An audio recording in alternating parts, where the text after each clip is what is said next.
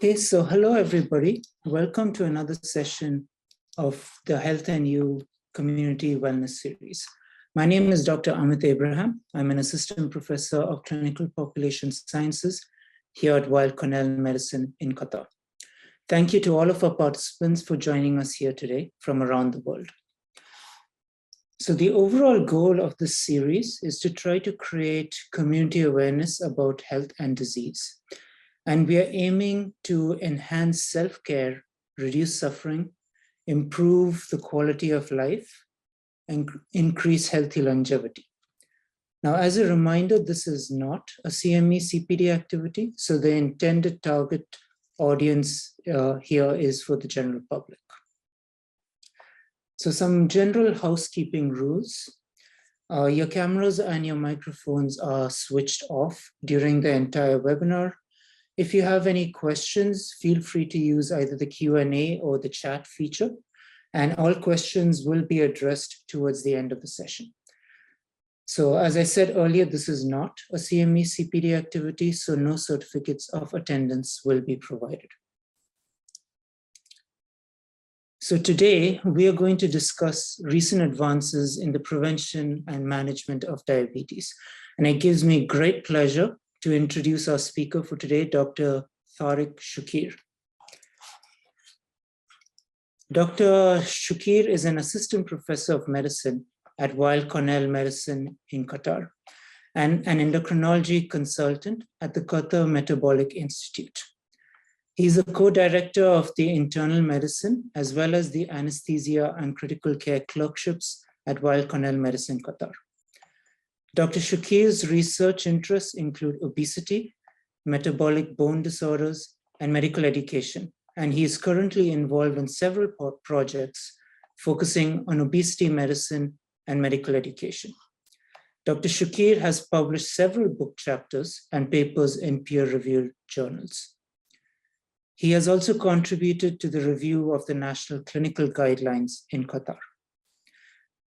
Dr. Chukir received his MD degree from Weill Cornell Medicine in Qatar, followed by residency training in internal medicine at the New York Presbyterian Hospital Weill Cornell Medical Center. He followed up with a fellowship in endocrinology, diabetes, and metabolism at the New York Presbyterian Hospital, Memorial Sloan Kettering Cancer Center, and the Hospital for Special Surgery in New York. He is American board certified in internal medicine, endocrinology, obesity medicine, and clinical lipidology. Dr. Chukir, a very warm welcome, and over to you.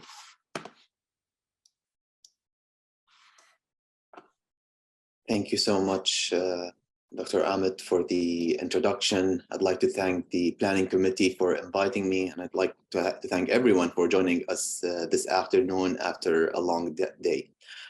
I'm delighted to be giving a talk on diabetes, the recent advances in prevention and management. Hopefully, we'll be able to interact at the end of the sessions. We'll have enough time to answer all your questions.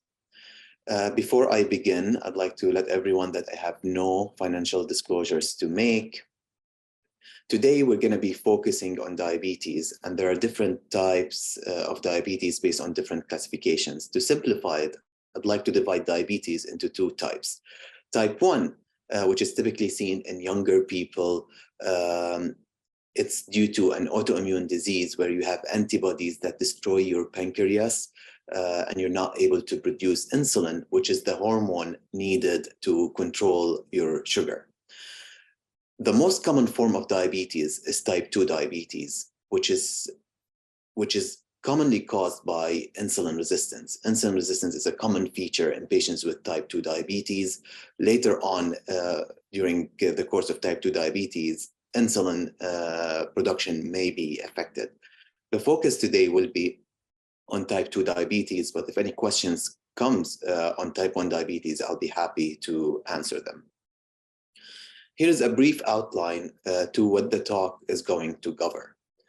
We don't check diabetes for diabetes in everyone. We identify who is at risk. So I'll go over when is it appropriate to screen for diabetes. After identifying people at risk of developing diabetes, then we need to ask the questions, how do we screen for diabetes? What are the tests that should be done? And I'll cover that as well. After we do the test, we need to be able to interpret the results, and I'll give you an overview of how to interpret the results, and you can work with your physicians to interpret it. After that, after we identify people at risk of diabetes, we'll discuss in details ways to prevent diabetes, which is what I do in my clinic. My clinic is focused on obesity management, which is one of the main risk factors for type 2 diabetes. And after we discuss ways to prevent it, we'll discuss ways to manage people with established diabetes and what are the things that everyone in the community should be aware of. Why is it important to discuss type 2 diabetes? This is a graph that I got from a study that was published in 2022 by a group of researchers here at Cornell, by Dr. Tariq Abu Haddad and his group. And it shows how the prevalence of type 2 diabetes among the Qatari population is currently around 17–18%. And the projection is concerning. So over the next 20–30 years, it's expected that the prevalence of diabetes will continue to increase, and it may get closer to 30%. As many of you may be aware, type 2 diabetes is associated with several complications that may impair the quality of life. That's why it's very important to take actions now as a community to make a difference and try to slow down the rate and hopefully redirect the trend in the opposite direction, hopefully have a lower prevalence. Let's start with a scenario from clinic, which is very common. 30-year-old woman who came into clinic for a routine checkup. She did not have any complaints. She did not have any medical problems. The only thing that she takes is vitamin D supplements for vitamin D insufficiency that were diagnosed a few months ago. When I asked her about her family, her father had type 2 diabetes at an old age. She's a mother of 2 children. The only complication she had during pregnancy was gestational diabetes during the last pregnancy, which was managed by diet control. She did not require any medications or insulin during pregnancy. She smokes 1 shisha per week. Her exam was normal, except for an elevated body mass index of 32, which classifies her in the class 1 obesity range. So after reviewing this patient, do you think she's someone who should get screened for type 2 diabetes? Let's talk about who should be tested. What are the risk factors to develop diabetes? Age is an important factor. People older than 45 are at an increased risk of diabetes, so everyone who's older than 45 should be screened for diabetes. People who develop gestational diabetes during pregnancy are at risk of developing type 2 diabetes down the line, so they should be routinely screened to make sure that we're detecting diabetes early in this case.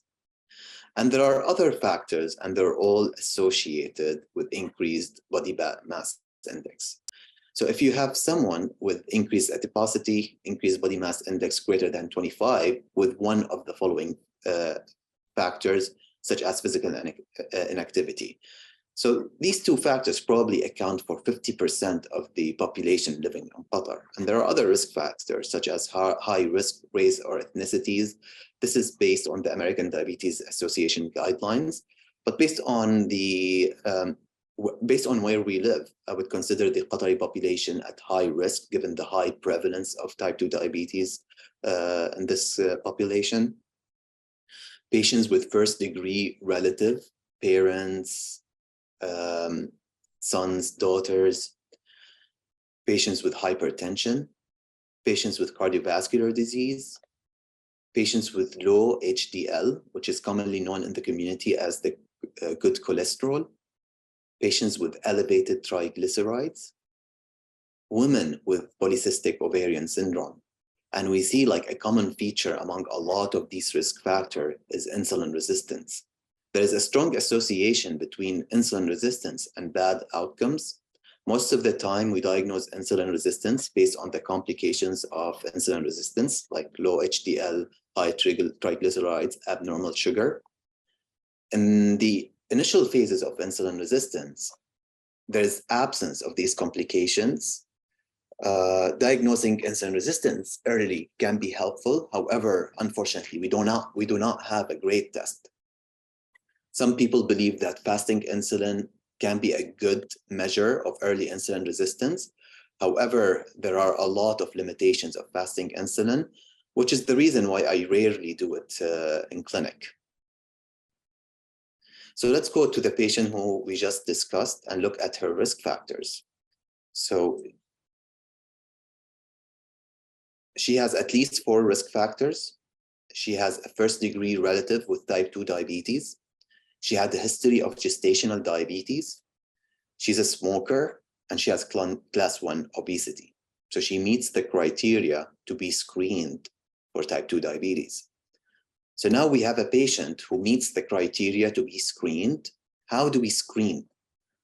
In 2023, most of the patients who were picking up based on lab testing, rarely symptoms, because testing is more accessible nowadays. So most of the time we're diagnosing diabetes early on before they develop symptoms. Today, I saw someone with a newly diagnosed type 1 diabetes, and when I asked him about the symptoms that he had at diagnosis, they're very common, and most people experience them when their sugar is really high. And the symptoms include increased urination. They tend to go to the bathroom frequently to pee because of loss of glucose, loss of sugar through the urine. When they lose a lot of fluid, they feel thirsty, so they drink a lot. They may also have blurry vision, and they lose weight during that stage. And these are the symptoms that the patient I saw today had. So when we have a patient who we need to screen for diabetes, there are 3 tests that we can do to look for diabetes. The first one is fasting blood glucose. The second one is hemoglobin A1C, and these 2 are venous blood samples that we do in the lab. And the last one is the oral glucose tolerance test, which a lot of people may be familiar with from pregnancy. So the oral glucose tolerance test is the test that we do mainly in pregnancy. There are other circumstances where we use it, but we don't use it routinely because it takes time. We need to keep the patient for 2 hours in the clinic to do the test, and it's not very convenient. So we only do it in pregnancy because it's a good measure of gestational diabetes. A common question is, for the fasting blood glucose, how long should we be fasting? And the answer is at least 8 hours. It is okay if you drink water, but you should be fasting from food for at least 8 hours.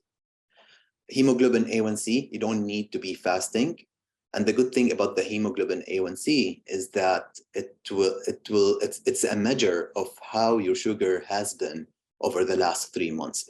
Another term for it is the cumulative sugar. Most commonly in clinic, when we order blood tests, we order the fasting and the hemoglobin A1C. And to diagnose diabetes, you need the 2 results, either fasting blood glucose twice, or 1 fasting, 1 hemoglobin A1C, or a repeat of hemoglobin A1C over a 3 months period. One thing that I'd like to get your attention at is that what you're seeing in the picture is a measure of the capillary glucose, which is what people use at home to measure their sugar. This is not the way to diagnose. This is the way to manage diabetes at home. Okay. So let's say we do the blood test, and now it's time to interpret. I know the numbers because this is what I do every day. I don't anticipate you guys to memorize the numbers. Your physician will be able to help you to understand what's normal and what's abnormal. In general, for a fasting glucose, anything less than 100 is considered normal. Above 126 and higher is considered type 2 diabetes. Between 100 and 126 is abnormal, and this is what we call prediabetes. For the A1C, anything less than 5.7% is normal. Anything greater than 6.5% is considered diabetes, and between 5.7 and 6.4 is considered pre-diabetes. Okay. This is a woman who I saw recently. She had gestational diabetes during pregnancy. She saw her family physician in clinic for routine care. They checked her hemoglobin A1C. It was 6.1%, 6 months after she delivered. She was breastfeeding at that time. And then 2 or 3 weeks later, she was checking her finger stick, and there were 300 to 400s. I take care of her husband, and her husband calls me, and he explained to me the situation, and there was discrepancy between how high the sugar at home and the A1C. So what I did, I brought her to clinic. We repeated the fasting glucose, and that confirmed elevated glucose. So when you have discordance between two labs, what we typically do is we recheck the abnormal, and if the abnormal is confirmed to be abnormal, we establish a diagnosis of type 2 diabetes. Okay, so now we discussed who is at risk of developing diabetes. We discussed how we can screen for diabetes and how we can detect prediabetes, which is a risk factor for developing diabetes down the line. Let's talk about how we can prevent diabetes. And this brings me to discuss the Diabetes Prevention Program, which is a study that involved patients with prediabetes, patients at risk of developing diabetes. And the patients were randomized or were distributed to 3 different groups: an intensive lifestyle group, a group that received a medication called metformin, which we commonly use to treat diabetes, and a group that receives the usual care. The intensive lifestyle group received an intensive lifestyle program. They met with specialists, they received a structured exercise program, they met with a dietitian regularly that designed a diet program that's aimed to lose 7% weight loss. And what they saw after approximately 2 years of the study is that the people who received the intensive lifestyle program were successful in losing 7% of their body weight, and they were able to reduce the risk of diabetes by 58% compared to the usual care group. So clearly, lifestyle works, and specifically weight loss. So following an intensive lifestyle program that leads to significant weight loss is associated with significant reduction in diabetes risk. What happened to the metformin group? So the metformin group did not receive the same intensive lifestyle intervention. These patients were able to lose 3 to 4% of their total body weight, not 7%. Their diabetes risk was reduced by 31% compared to the usual care group. So clearly, prevention of diabetes is centered on following a healthy lifestyle. And there's many components into that, which includes diet, it includes exercise, it includes healthy sleeping, it includes tobacco cessation, and many other factors. A lot of people ask me in the community or in clinic, okay, what is a healthy eating pattern for people at risk of diabetes? There is no one right answer. There isn't one single diet that's considered healthy. There are a lot of options. And what I recommend everyone, whether you're at risk of diabetes or not at risk of diabetes, is to see a dietitian to learn more about healthy eating patterns. Unfortunately, we don't do a good job teaching doctors, teaching the community about what a healthy eating patterns is. And I think this is something that we should do better. So typically when I see people in clinic, referral to dietitian is something that I do in almost every patient to learn about healthy eating patterns and to be able to design a diet that fits well with the patient or with the individual. There's no one single diet. The best diet is the diet that you can adhere to, the diet that you can survive on, the diet that you can follow for a long term, the diet that you feel comfortable on. In general, one of the main behaviors that we do and we should not be doing is that we eat too much. So a lot of the dietary behavior counseling is involved on portion control to avoid excessive intake of calories. Structuring eating habits is also an area that we can talk about. And then we talk about the quality of food. So in addition to eating large amounts, the quality of food that we eat may not be ideal. So typically there's a lot of emphasis on eating lean protein, eating fatty fish like salmon, tuna, increase the vegetable and fruit, decrease the amount of refined carbohydrate and added sugar, and switch that to complex carbs and legumes. Decrease saturated fat. So there's some controversy about whether all saturated fat is bad or not. It's probably not. Probably the saturated fat coming from animal sources, organic sources, is healthier than saturated fat exposed to ultra-processed techniques. However, all guidelines still recommending limiting the amount of saturated fat as part of a healthy cardiovascular diet.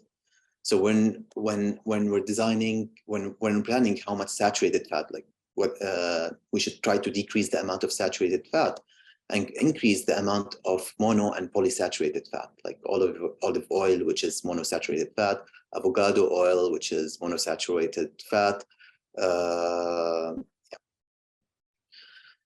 Another thing that we should be avoiding and try to limit as much as possible is ultra-processed food. And when we say ultra-processed food, we refer to food that goes through several processing steps to reach the consumer. And these processing steps typically involve adding additives, sugar, fat. There's one study that was published by a group from the National Institute of Health. They admitted people to the hospital. They divided them into two groups. They gave one group ultra-processed meals and another group unprocessed meal. The meals were equivalent with regards to calories, and they allowed them to scan as much as they want. The people that followed an unprocessed food, not ultra-processed, unprocessed eating habits, they ate less snacks and ended up losing weight over the 4-week period of the study. One thing that commonly come up in the community, on social media, even in clinic, is keto diet, very low carb diet. How well does it do with diabetes control? The results are conflicting from results. Based on a meta-analysis, a study that looked at several studies on this topic. It was published in 2019 by the National Lipid Association. It showed that keto might be better in the short term than other diets with regards to improving sugar. However, in the longer term, it was very similar to other diets, which might be related to maintenance on keto diet. It's not a diet that people stay on for a long time. So for this reason, what I typically do tell people is that if this is something you would like to try, you can try. But in my definition of what a good diet is, it's a diet that's well-balanced, rich in healthy component, and it's a diet that you can live on. It's a diet that you feel comfortable on. Okay. I mentioned ultra-processed. I mentioned unprocessed. There is an official classification for this called the NOVA classification. Ultra-processed is group 4, and it refers to products where they're sweetened with sugar, they're packaged, like packaged chocolate, packaged chips, packaged meals, ready to heat products like pizzas, frozen meals. All these go through ultra processing techniques. Not all ultra processed foods are bad. There are some good options, but these are things that you should keep in mind and should aim to decrease it as much as possible. Try to consume as much as you can unprocessed food, people that are coming from whole food sources. So now we talked about what a healthy pattern is, what a healthy diet pattern is in general. Let's move on to talk about exercise. And I don't need to convince anyone that exercise has great protective effects on our health. What most guidelines recommend is 150 minutes of moderate intensity exercise per week, which is around 30 minutes, 5 days a week. What is moderate intensity exercise? It's brisk walking, biking, swimming, tennis doubles. So we tell this. It's not something new. All of you know that exercise is great. The challenge that we face is a practical one. This is the data that I was able to get from the Qatar Biobank. And based on the data from the Qatar Biobank, what we see is that only 20% of the participants are meeting the guideline recommendation.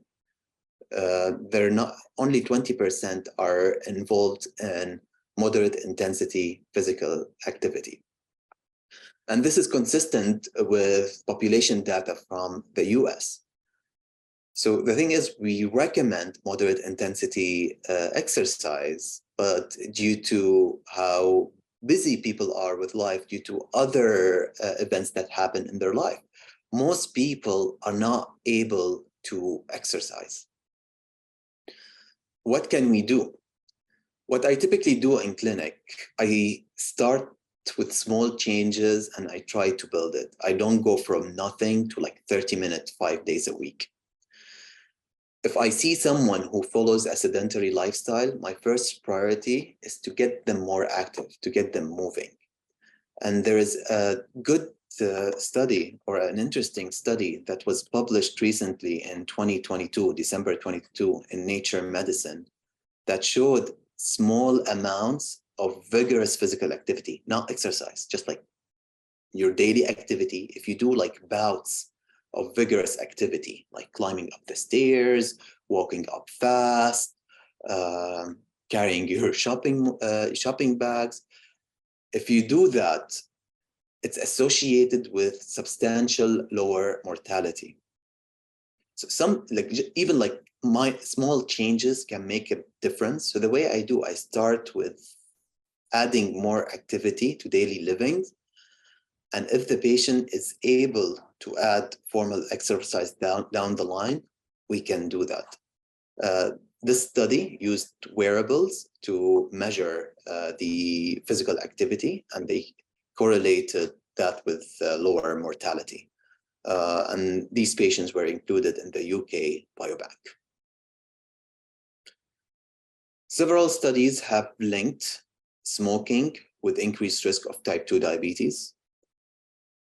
Also, this is not something I need to go into details, because all of you are aware of the impact of smoking on health.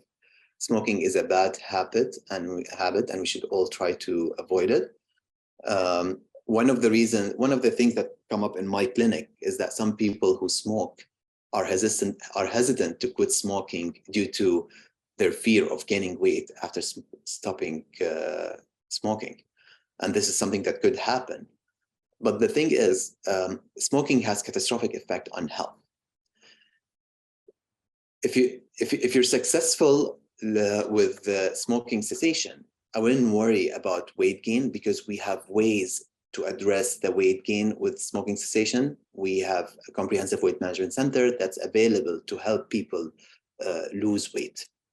So risk-benefit discussion, Definitely, if you stop smoking, you'll get rid of a lot of this risk.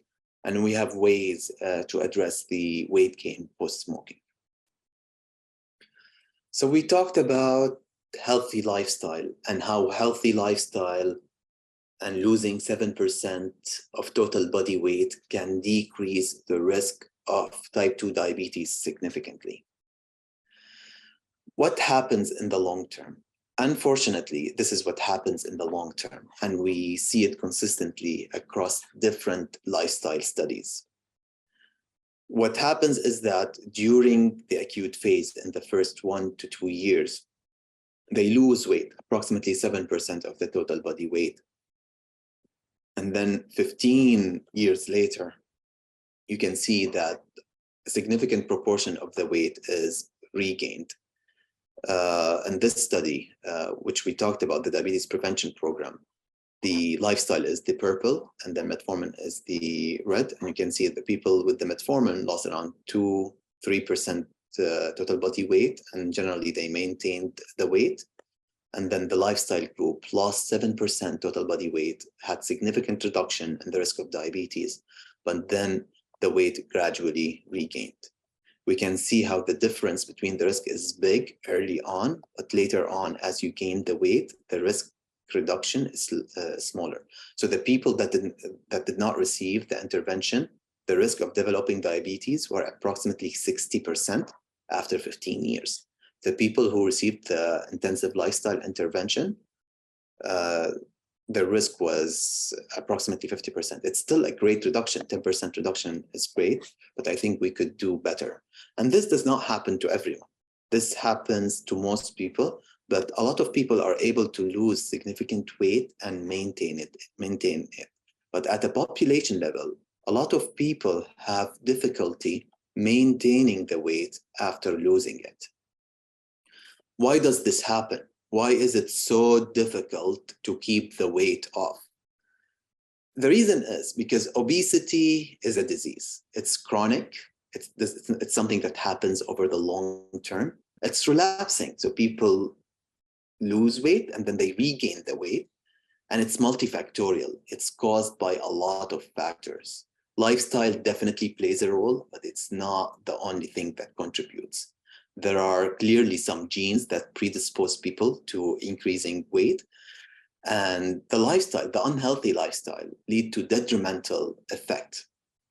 For example, there are studies that show the appetite center and the reward center in the brain are impaired in people with excess body fat compared to people without excess body fat. So there are reasons why people are not able to keep the weight off. It's not a matter of willpower. There are actually biological and physiological changes that are preventing people from losing weight. I see this very frequently in clinic. I see patients who tell you, like, when I'm busy, when I'm stressed, I eat more. And then I see others who, when they're stressed, they don't eat at all. So why is that the case? So there are facts that we have no control over. I also see people who tell me, like, we have friends who feel full easily. In us, we've never felt full. We stop eating because we feel uncomfortable. So some people have impaired sensation of satiety. And it's important to think about obesity as a disease to avoid and end weight stigma. Unfortunately, weight stigma is happening in the community. It refers to the negative attitudes and behavior toward patients with obesity. Weight stigma is a significant public health concern because it contributes to the weight gain, and it can manifest in different ways, including bullying, teasing, shaming, and in a lot of the ways. And it does affect the care of patients with diabetes. Yeah. So what can we do? We've seen that lifestyle is amazing. So you lose 7% total body weight, you decrease your risk by 60%. And some people are able to maintain it, but a lot of people need help to maintain the weight. So we do have options. and this is what has changed over the last years. So over the last years, we've had several medications that received FDA approval for chronic weight management as an adjunct to lifestyle. And the reason I'm going in details over the FDA indication, because people are misusing the medications. The medications for weight loss are very popular now. Unfortunately, we're underusing them in people who really need it, and we're overusing them in people who don't need it. So the FDA indication for these medications, they're for chronic weight management. They're not for short-term. They're for chronic weight management, and they're as an adjunct to lifestyle. And if we look at the studies that look at medications for weight management, to be included in this study, you need to have prior attempts to lose weight through lifestyle without success. So in people who did not succeed losing and maintaining their weight with lifestyle alone, medications, pharmacotherapy as an adjunct could be considered. Okay. Before I talk about medications, I have to mention bariatric surgery. So bariatric surgery is one of the most effective way to achieve sustainable weight loss. People lose approximately 20 to 30% of their total body weight after the surgery. They regain some of the weight, but then they maintain the weight 15 years later. And this is associated with significant improvement in obesity-related complications, including prediabetes and type 2 diabetes. Here, I show the studies from the semaglutide study for weight management, which is commonly known in the community as Ozempic or Wegovy. When Ozempic or semaglutide was added as an adjunct to lifestyle, it was associated with significant weight loss, 15% weight loss, which is unprecedented. You don't see this we did not see this in prior studies. So these medications as an adjunct to lifestyle, they work very well, but it's as an adjunct to lifestyle. If the lifestyle component is not there, they will not work as good. And to be able to maintain the weight, you need to continue on it in the long term. That's why they're approved for chronic weight management. If you stop the medication, the chances of regaining the weight back is very high. And this is the most recent medication, tirzepatide, Mounjaro. It has not arrived to Qatar yet, but it's associated with 22% weight loss, which is very similar to what we see with bariatric surgery. So in summary, we talked about who are the people at risk, who we should screen for diabetes. So we should screen people who are older than 45, people with gestational diabetes, people with excess body fat, and other risk factors such as physical inactivity, prediabetes, hypertension, hyperlipidemia, polycystic ovarian syndrome. We screen with a fasting sugar or with hemoglobin A1C, or we can do the oral glucose tolerance test. And we talked about ways to prevent diabetes and how the key thing to prevent diabetes is lifestyle.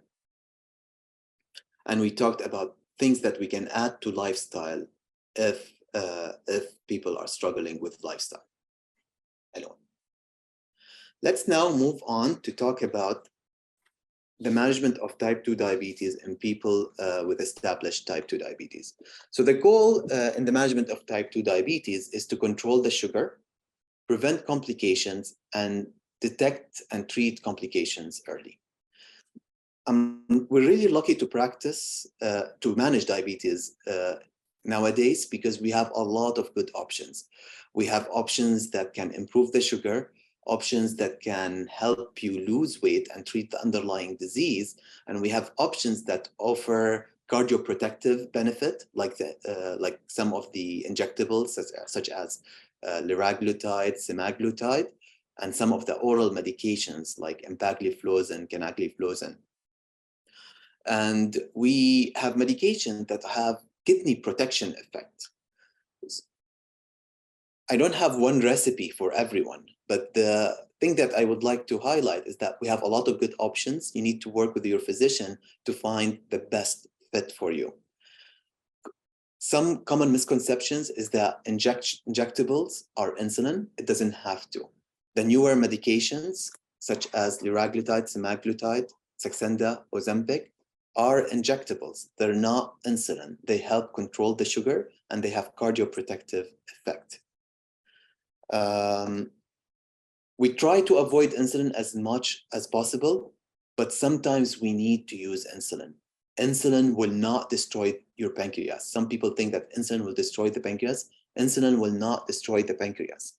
The woman who I saw in clinic who had really high sugar after delivery, because she was breastfeeding, I had limited option and her sugar was high. And because her sugar was high, her pancreas was damaged. It was not able to produce insulin. So what I needed to do, I needed to give her insulin to bring the sugar down, to give her pancreas a chance to recover. And this worked. So we gave her insulin, her sugar improved, her pancreas recovered, and now she's off insulin. And she's on an oral medication to control the sugar. So insulin may still be needed in the management of type 2 diabetes. And the regimen should be individualized. Okay. Monitoring the sugar, how frequently should we be monitoring the sugar? It varies on the patient. It varies on the severity of the diabetes. It varies on the medications that you're taking. So I cannot simplify it. There's significant advancement in monitoring the sugar. So right now we have continuous glucose monitor. So instead of pricking your finger, there are sensors that can be applied and they'll monitor the sugar continuously. And you can grab your phone to look at the curve and see how your sugar is doing over the day. So in addition to controlling the sugar, our main goal in diabetes management is to prevent the complication. And the main complication that we would like to prevent is heart complication and vascular complications like stroke.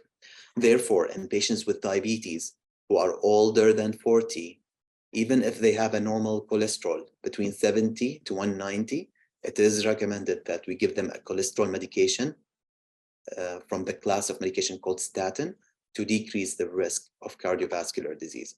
So if you have type 2 diabetes and you're older than 40, talk to your doctor about a statin if you're not on a statin already. What are the common complications that we see? So diabetes may affect the kidney. Our goal is to detect early signs of kidney damage so that we prevent progression. And we do that by checking a urine test every year. So if you have type 2 diabetes and you have not had a urine test in the last year, go to your doctor, make sure that you have a urine test called urine microalbumin or creatine ratio assessed to make sure that you don't have any early signs of kidney disease from diabetes. If we detect it early, we have ways to slow down the progression. We have medications that can slow down the progression of kidney disease. Another complication is the diabetic retinopathy, the eye complications of diabetes. So if you have type 2 diabetes and you have not had an eye exam in the last year, please talk to your doctor about having your eye checked. And a foot exam once a year to make sure that the sensations are intact. Some patients with diabetes have loose sensations in their feet and they may injure themselves, and because they don't have sensation, they may not notice it until late in the course. The last thing I want to cover is this, which is an interesting topic, and it's very and it's growing. In the past, diabetes was a treatable disease. We did not have a cure. You have diabetes, it's a long term. Now we're looking at diabetes differently. We're hoping that one day we'll be able to cure diabetes in the majority of patients. There are some studies that looked at diabetes cure. So of course, like with weight loss, you'll be able to cure diabetes as long as you maintain it. You'll be able to prevent that long term. Here, this is a study that looked at total meal replacement, low calorie diet. It was done in the UK in 2016. We have a similar study that was completed here in Qatar called the Diadem, run by Dr. Tahiri. It was published in 2020, and we had similar amazing results. So what they did in this study is that patients with diabetes who were diagnosed with diabetes not so long ago, so between 0 to 6 years, So they did not have diabetes for a long time. They have excess body fat. They were given low-calorie diet replacement, so they were given meal replacement in the first phase to achieve weight loss, and then the food was really introduced to maintain the weight. And what they saw after a year of the study is that 24% of the patients lost at least 15 kilograms, and of the entire participants in the study, 46%, almost 50% of the individuals had remission from diabetes. Their diabetes was cured, and they were not taking any medications. So as you know, this is a lifestyle intervention. The maintenance over the long term is not so great. They just released their 5-year results. Still, like 25% were able to maintain the remission of diabetes, which I think is great. So these people were diagnosed with diabetes. They were taking medications for diabetes. They underwent a lifestyle intervention that helped almost half of them achieve remission from diabetes. With that, I'd like to thank you all for listening, and I'll be happy to take questions. I love this community engagement. You're welcome to follow me on social media to follow any of my educational medical posts. Let me see what questions we have, and I'll be happy to address them. I think I finished right on time. Thank you very much, Dr. Chukir, for your enlightening presentation. You've given us a very handy overview of recent advances in the care and management, and as well as prevention of diabetes, as well as some useful practical tips. So we do have a couple of questions in the chat. The first question I want to point out is a question about shisha use. So is shisha considered to be smoking? And what, if any, are the associations with the risk of developing diabetes? Yeah, so definitely shisha is considered tobacco, and it's considered smoking, and it's associated with increased complications. And I'm not familiar with studies on shisha particularly, but there are several studies that are linking different tobacco products use with increased risk of type 2 diabetes. Excellent. Another question that showed up was asked by Phyllis, and she wanted to know some more details about the clinical trials on semaglutide and tirzepatide. So she was asking how long were the patients in the trials on these drugs for, and if there were any long-term safety concerns, side effects, or anything similar to that. That's a great question, and we would love to have evidence to support it. GLP-1 agonist has been in the market for more than 10 years. Saxenda or liraglutide is the one that's been in the market for 10 years exactly. And there are other agents that's been in the market for more than 15 years. And we've been using them for diabetes and obesity management for years. For Saxenda, for example, that's been there for 10 years. There's no long-term data. The longer-term data is I'm trying to remember, it's called the scale maintenance trial, which is for 4 to 5 years. And as long as you're taking the medication, you're maintaining it. So this is the longer-term data that I can tell you from a trial perspective. So it's called the scale maintenance. And they followed patients for 4 to 5 years. And as long as you're taking the medication, you're maintaining the weight. Semaglutide, we've been using it for 5 years. So I don't have studies, but I can tell you from clinical practice, if patients are taking the medication, they're adhering to it, they're maintaining the weight. The question about safety, so I'm not worried about the GLP-1 agonist, liraglutide, semaglutide, because they've been in the market for 15 years, and they're being used like extensively in patients with type 2 diabetes and patients without diabetes. If there's like a significant concerns about safety, it should have appeared by now.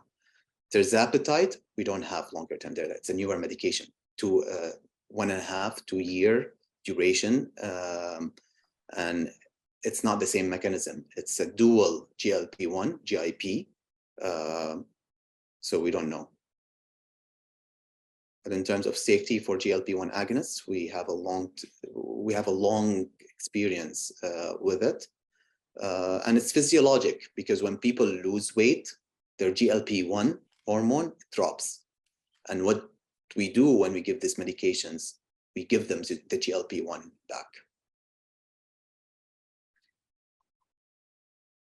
Okay, thank you. Another question that I personally have is artificial intelligence, AI, seems to be in the news recently, right? Because of all of its different potential applications. Do you see any uses for AI in terms of diabetes prevention or management? Yes, so it's already being used, especially in the management of type 1 diabetes. I saw a young patient with type 1 diabetes today, and we had a very interesting discussion about the continuous glucose monitor and the insulin pumps. So continuous glucose monitor is the sensor that you put to measure the glucose. And the pump is a device that you connect so that it administers insulin. There's a system called the closed loop insulin delivery system. And with this system, there's communication between the sensor and the pump. It follows an algorithm, but this algorithm also has machine learning into it. So the more data it captures, the better the management of the diabetes. So artificial intelligence is already, I would say, like, machine learning is already being used in the management of these algorithms. But definitely, I think we have a lot of data on patients with diabetes, and it's hard to make sense of all of these data. So artificial intelligence is a good way to help us manage all the data and get more research studies out there. Excellent, thank you. Another of the questions that has been posted in the chat is, do you have any advice for teenagers with PCOS coupled with weight and diabetes issues? Patient with PCOS and diabetes and weight issues? Yes, in terms of management of all of their issues. Exactly. So polycystic ovarian syndrome is a condition that's characterized by irregular periods, increased hirsutism, and cysts in the ovaries. And they have a lot of metabolic complications, like insulin resistance, type 2 diabetes, and they struggle. There's a variant where they have excess body weight, they struggle to lose weight. We follow a similar approach. There is no specific diet for patients with polycystic ovarian syndrome. There is no evidence that a specific diet is more helpful for patients with polycystic ovarian syndrome. So what patients with polycystic ovarian syndrome should do is that they should meet with a dietitian to figure out a healthy diet pattern to follow. Healthy lifestyle, increase physical activity, and see how things are progressing. If things are not moving in the right direction, then we can consider advanced therapy. I personally don't like to start people on the medications early on unless it's very needed, because we talked that for these medications to work, you need to be on it long term. And for a woman in the childbearing age, she'll need to get pregnant at some point. So I'll need to stop the medications for pregnancy. And I worry about what's going to happen during the cessation of the medication. Okay, well, we have another question in terms of wearables, smartwatches, things like that, in terms of monitoring blood pressure. Those are probably already out there in the market. Do you see potential in that? Any concerns when it comes to using these kinds of tech? Yeah. So there is great data on continuous glucose monitor. And the reason it really helps is because you have a sensor, you don't have to prick yourself, right? So it's not taking mental and physical effort. It's also giving feedback for the patient. So let's say they eat a big piece of cake and they see what's happening to their sugar. Next time, they're not gonna eat a big piece of cake. They're gonna eat like a small piece. So it made their life easier. So I think what I'm hoping for in the future is that they're more accessible, because they're still expensive. It's not easy to get a continuous glucose monitor, but definitely, like as with every invention, with time, it gets cheaper, it gets more accessible. So there are things out there, they're not as accessible because of cost, because of availability, but in the future, they should be available. All right, we're getting a lot of comments thanking you, saying that there was a lot of useful information in here. We also got another question, hang on. Breastfeeding can delay diabetes after someone has developed gestational diabetes. Is there any evidence for this statement?